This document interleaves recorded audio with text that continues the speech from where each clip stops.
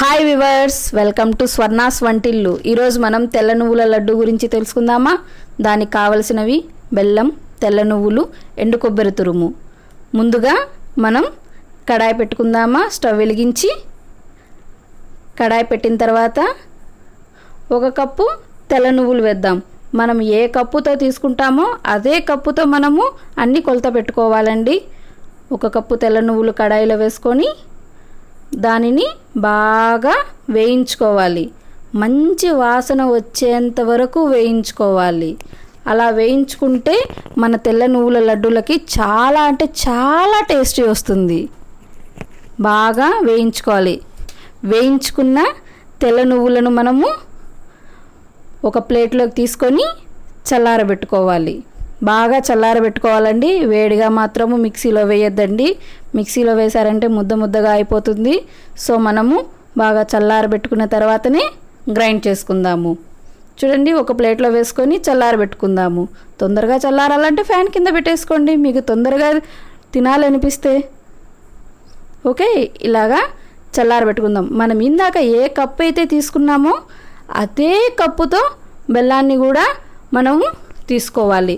బెల్లం ముందుగా చిన్న చిన్న సైజుల్లాగా చేసుకోండి. బెల్లము 1.5 కప్పు తీసుకోవాలి. ఓకేనా. ఎండు కొబ్బరి తురుము వచ్చి 1/2 కప్పు ఎండు కొబ్బరి తురుము. మీ దగ్గర కప్పు మనం ఏ కప్పుతో తీసుకున్నామో ఆ కప్పుతోనే.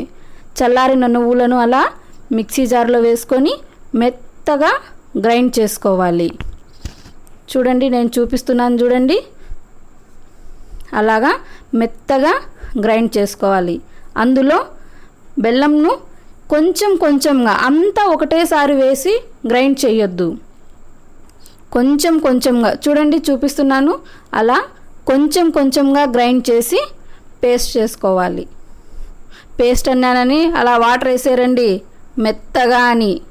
మెత్తగా గ్రైండ్ చేసుకోవాలి. కొంచెం కొంచెం వేయాలి.